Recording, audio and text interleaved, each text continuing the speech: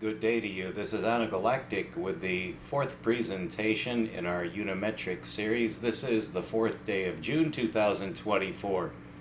In the prior presentation, we were approaching what I am calling the collapse of the asymptote. I trust that you do know what the word asymptote means. If you don't, take a close look at my hand here, which represents a straight line. Here is a point. And here is the curve as it approaches the straight line. And it keeps going and going and getting closer and closer. Never touches that line. Think of that as a horizontal line with another line that comes up and approaches it in one direction and keeps going, and it gets less and less and less for all infinity. That's what kills science. Kills it. It goes on forever. No, it doesn't. The only man in the history of science to ever have added his 2 cents to the topic of asymptotic infinity. Memorize that term. Asymptotic infinity. That's actually not redundant. If you're very clever, very wise, if you're an advanced student, you might be thinking, the old professor's being redundant. I'll always be ahead of you by at least 10 steps. But I'm glad that you're trying. If you indeed thought that, which I know that none of you did, I'm trying to get you to imagine thinking. I want you to imagine that you actually know how to think. Of course, you've been brainwashed into knowing that you can't think. Well, that's going to kill you if you don't do something about it. So I'm going to show you how to get out of that. Roger Boscovich knows how to get us both out of it. All right, so what we're going to do now is concentrate on the collapse of the asymptote. You know that I'm making fun of the collapse of the wave function, which is killing science, killing it, because it's another expression of asymptotic infinity. Roger has the answer. I got the answer without knowing that Roger did. And then by a miracle, because clearly I'm under some form of supernatural guidance. Get used to that. No one's asking for your opinion on that subject, I'm telling you. I must be under supernatural guidance, because that's how science expresses itself. Truthfully. You can't. You've been taught to lie to yourself. My job is to keep you from lying to innocent people. Okay? That's how it goes.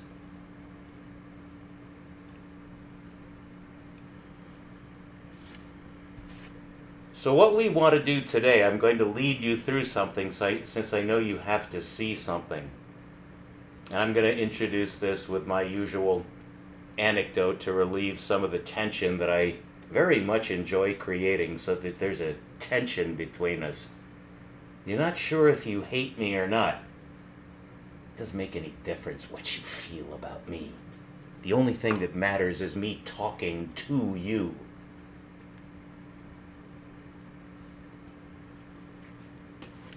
Don't forget, you're getting this for free. Okay?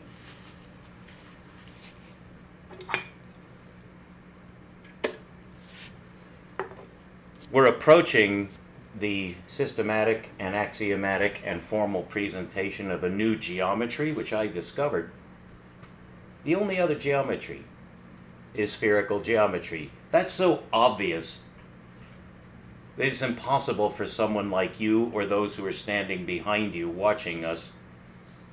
It's impossible for them to accept that statement because it's so obviously true and indicting Still using lines in the 21st century. Still using linear algebra in the 20th century. Wow.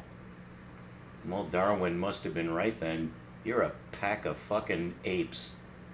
Should have been using spherical geometry by now. How come you're not? There's a lot of pretty fucking nasty reasons why you're retarded. So, referring to science, not you personally. Oh my God, don't ever mistake this as being directed at you, my listener. It isn't. You just happen to be listening. But you're only important in a secondary sense. I'm not talking to you, the listener. I'm talking to the people who are going to review this later after I'm done kicking some asses. And then you might have a chance to become famous. If you actually pick up on what I'm saying and learn it, you're going to end up being famous. Inevitably famous. So, what we're approaching is a new geometry, which is spherical geometry, that has the answer to everything because it has a new number system that replaces our Bronze Age number system called the linear numbers. 1, 2, 3, 4. Oh, they're important, of course. Burp. We already know that from science. Human beings were blueprinted to figure out the linear number system first. What is really interesting is the blueprint then has a second part where the humans who've learned how to use linear numbers then learn about reality. And that's what everyone's talking about now. Dr. Sabina Hassenfelder, Michio Kaku, and Brian Greene all got together. This is true. They all had a discussion together. From my perspective, listening to these three people, each of whom is highly respectable, even to me in their own right, I make a clear distinction between a human being, whom I always treat well, and a goddamn scientist who's trying to be pompous and tell people what he knows because he's king shit now. That person, I kick sand in their face until they have to stand up, and then I smash them to the fucking ground. That's what's going to happen to these men and women. But not as men and women. I love Dr. Sabina Hassenfelder. And as for Michio Kaku, I can't imagine a more dignified, respectable, wonderful speaker. It's immaterial that they're liars. Every human being is a liar at some level. And if you're getting money to lie, I bless you in the name of God. Lie to these assholes in America and anywhere else. If they're stupid enough to believe you, you deserve money for it. Not going to get mine, but if you can get theirs, good. Oh, I respect Brian Greene for his ability to be a carnival performer like a trained chimpanzee. Same as Lex Friedman. Same as Sean Carroll. These people have amazingly divergent careers when you take them on an individual basis, but they all have one thing in common. They're all professional liars. So the spherical geometry with a new number system gets us out of that trap, where we don't have to listen to these monkey-faced liars who are a disgrace to humanity and to heaven because they act normal. So you're inclined to believe them because you're blueprinted to believe someone who behaves the way they do. But when you listen to what they say, they're goddamn Judases. Absolute deceivers who will kill you without even knowing that they're doing it. That's a perfect trained killer. They're trained by the government. It's totally imperceptible except to a wise man who spends a lot of time working on the problem. Well, I spent the first half of my life digging out these niggers. All niggers are white, by the way. You can take it from me. I also have a lot to say on retardation. Then it gets really dicey, though, because lately I've had a lot to say about homosexuality. That means I've done research. You have to be cautious on what you're an expert. Are you really an expert on these liars? Oh, you're an expert on Hitler, on Stalin, on Netanyahu? Wow. You're an expert on Trump? Gee whiz. Do you butt fuck these men? That's the first thing I would ask. Are you sucking on their cocks? Well, why are you an expert on that? Don't you have anything better to do? Sound like a monkey? I can do what? Oh, that was like a wild animal. Ah! Ah! I'm no different. I put on a big show because I wish the fuck I were different, but I look just like these fucking nigger monkey Jews traders. I look just like Brian Greene, except more handsome. I'm just like Michio Kaku, except more dignified. I'm just like Sabina Hassenfelder, except I don't have tits and 2 children. See what I mean? So we're going to stutter. I'm going to stutter. Actually, I was a stutterer. You know what cures stuttering? At least at the age of 6, when me and another guy in the school had it, and we had to go to this teacher. No one else had to go. We did. You know how she cured us? And she cured us both within 3 weeks. Love. Love cures mental illness.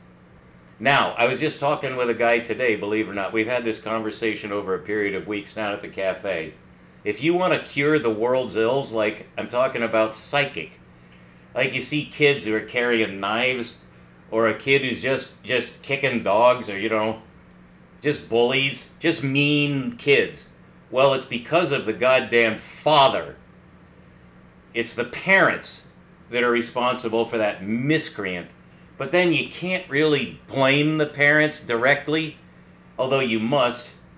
But then you find out they were brutalized by their parents, and by their society, and by the liars like Michio Kaku, Sabina Hassenfelder, Sean Baby-Faced Carroll, and Brian Motherfucking King of the Niggers, whatever his fucking name is, Green. So what's going on in physics? Why are we talking about time travel, which is psychotic? Talking about parallel universes, psychotic, although I'll show you why they're talking about these things. And multiverse, that's what Sabina Hassenfelder and Michio Kaku talked about. In an open forum, just hundreds of people in an open-air audience with a canopy. It was gorgeous. You would think the way this is presented and the appearance of the people listening, the dignified setting, the beautiful elocution, you get to see their humanity and their professionality. They're talking about a highfalutin subject. What was it? Multiverse. The only reason to watch that shit is to learn about lying and how to be a deceiver. These people are professional actors and actresses, acting out parts that they cannot fulfill, except as lying, cheating, deceiving assholes. Because they're lying to our youth. They're giving the wrong impression of what science is for. So this is dead fucking serious. In order to get out of that, people like myself are bound to appear. We have an attitude. We're not trained actors. We only have our innate sensibilities to fall back on to create some kind of approach to this level of irrationality. It's so basically against humanity that it's almost inconceivable and inapproachable. I'm the man to kick some ass. But I could never do it alone. I haven't made 560 videos in the past 3 years just to hear myself talk. I had to have help. Oh my God, I got the best help there is. At the top of the list, right after Emmy Noether, Fritz Zwicky, Albert Einstein, of course, Max Planck, there's several dozen other names, but at the top of the list is Ruđer Josif Boscovich, Croatian man of the 1700s. That's whom we're going to study today, so let's get going on this. I have something to show you. because you need visual. Remember, I'm not talking to you, I'm talking over your shoulder. Because you need to see pictures, and I won't say why. I already have this typed in. Go to your search engine. Right now, if you want, you could always pause this and tag along. Otherwise, just enjoy the ride. Type in Boscovich, force curve. Here's what you get. The very first hit is by a man named Lucas in 2015, where he talks about the Boscovich force curve. You can see I have already read all of this stuff, so it's all highlighted already. This is another one, Boscovich on point-like atoms. Here's something from Wikipedia, well worth reading. Here's one that I want you to see called an analytical form of the Boscovich force curve with applications. We're going to look at that, but I want you to just pan down here and see some other. There's all kinds of stuff now that's been written on the Boscovich force curve. Guzzardi, a very good writer on that. You just see, you can click on these links, as you well know, and read this stuff. Here's one that's in Russian. I haven't read all of these, but I already know everything there is to know about Boscovich's force curve because I read his book, which you can read also. And if you wish, you can type in Theoria Philosophiae Naturalis, large edition, and you can buy it. Or if you prefer to read it for free, you go to Gutenberg. So type that in as well. Instead of large edition, type in Gutenberg. That's a site. And if you do that, you can click on this, and there is his book, Philosophiae Naturalis.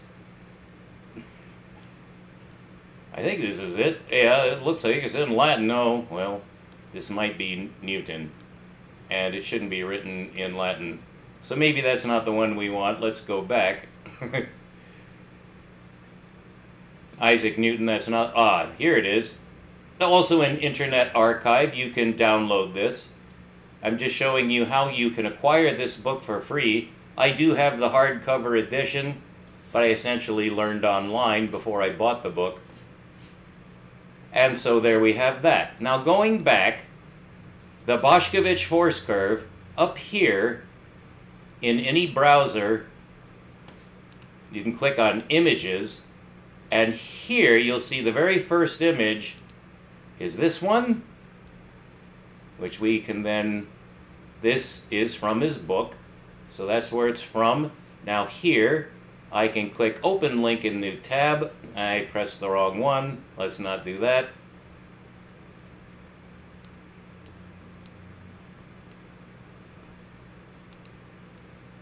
What we want is Open Image in New Tab, and there you have it.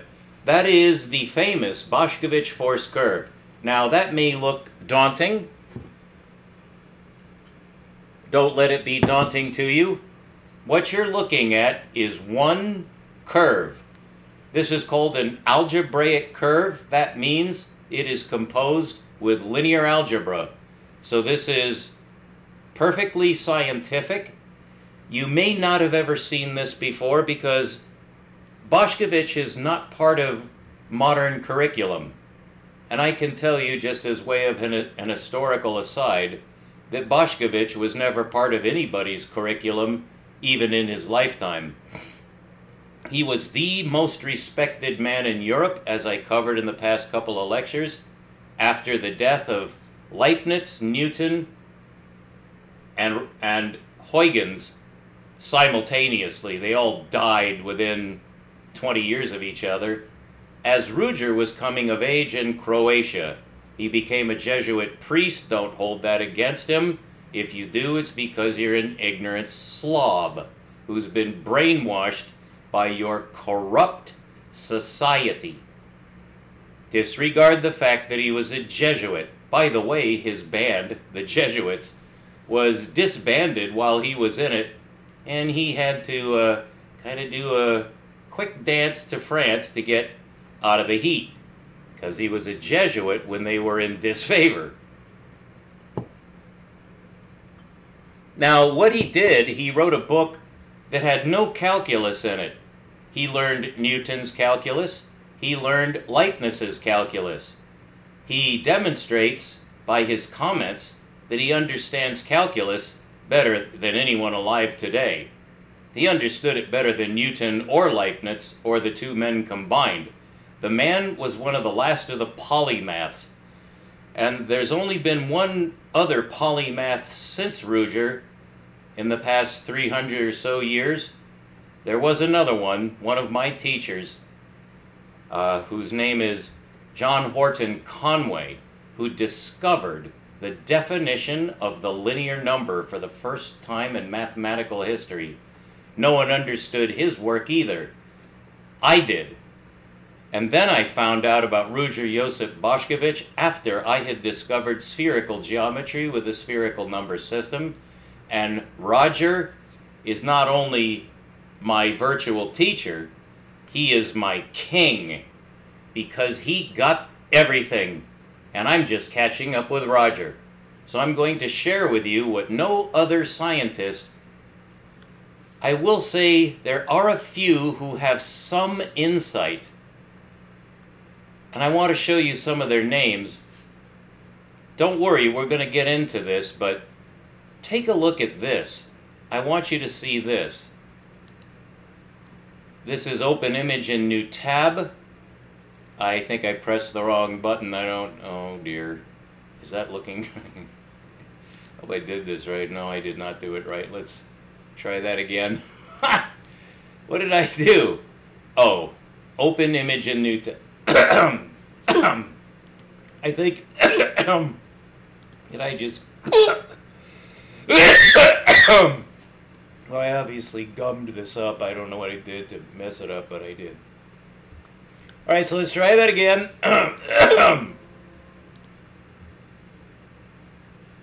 Oh, God. Okay, so let's expand that a little so we can see it. The reason I'm showing this to you is so you can grok on that curve. You can see that that's the same curve, but it's drawn on a circular grid. It does have a line sticking out through it because we can't compute or see or know or understand anything unless it's in relation to a straight line. One of my jobs this summer will be to teach you to see correctly. You're going to have a new form of vision by the time I'm done with you. It begins right here. Can you even guess what you're looking at? Let me read the caption.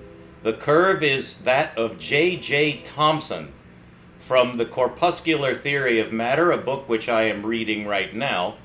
The orbits have been added. Okay, so this has been modified from Thomson. This is, by the way, is from a book by Gill in 1941, but Thomson's book is from 1907. 1907. Now, what this is the Boscovich force curve redrawn. It's a very good curve to just look at and try to intuit what it is. Now I'm going to tell you what it is, and this is the essence of the discovery of Boscovich, which is now known by top-level physicists to supersede all the knowledge of physics known today. So Boscovich got the force curve of the atom before the atom was discovered. If that doesn't make the hair stand up on the back of your neck and arms, it's because you're not destined to be a scientist. You need to either go back to your video games and your cell phone, or just enjoy pornography for the rest of your life in whatever form you enjoy it, and forget about ever being wise.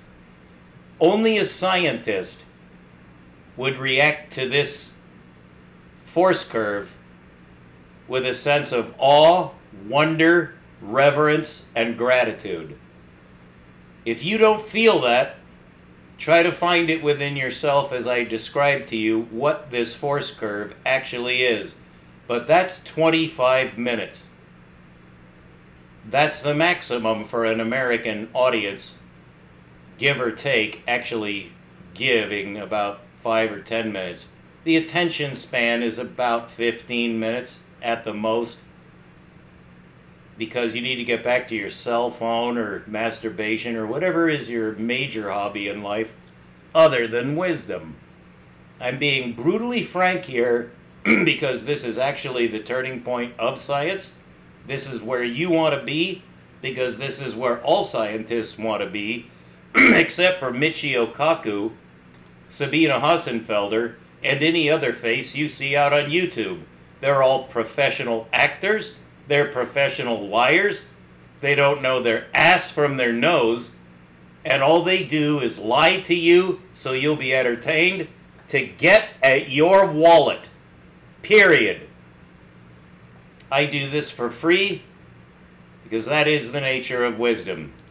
That's our presentation for today. I'll try to produce another presentation. You know how I'm doing this now. It's in pairs of videos, because I've learned the first video is for the bracketing information, which you just got. I hope you were entertained by that, but I also hope that I whetted your appetite for the second presentation,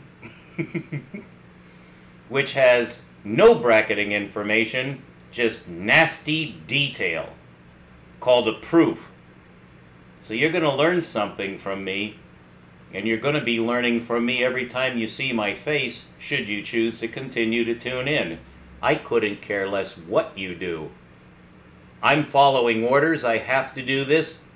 Ultimately, it's altruistic, but without any response, altruism really doesn't do much. And I am not Mother Teresa. I'm not here to change your nappies. I'm here to make a man out of you, because that's what the universe wants of a man, is to make you better, make you happy in the right way, so that you're not just pleasing to yourself.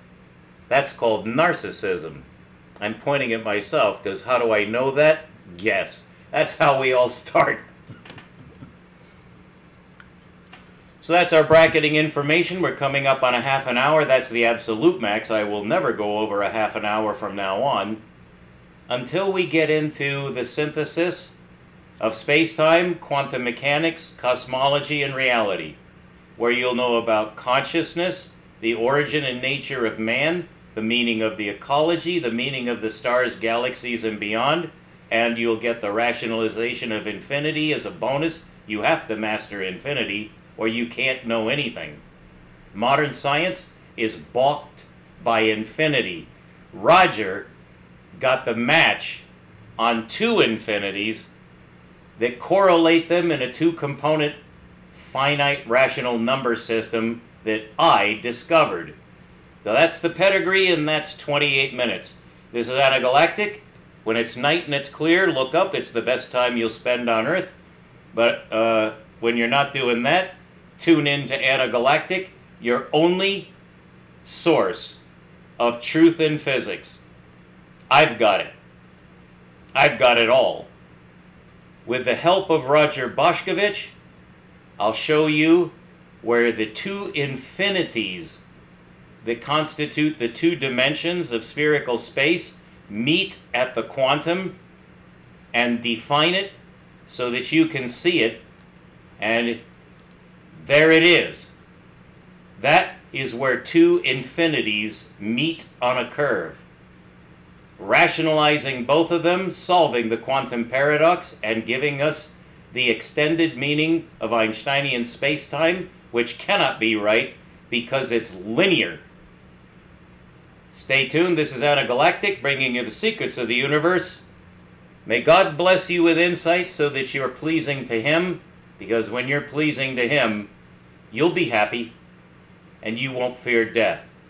You think I'm kidding?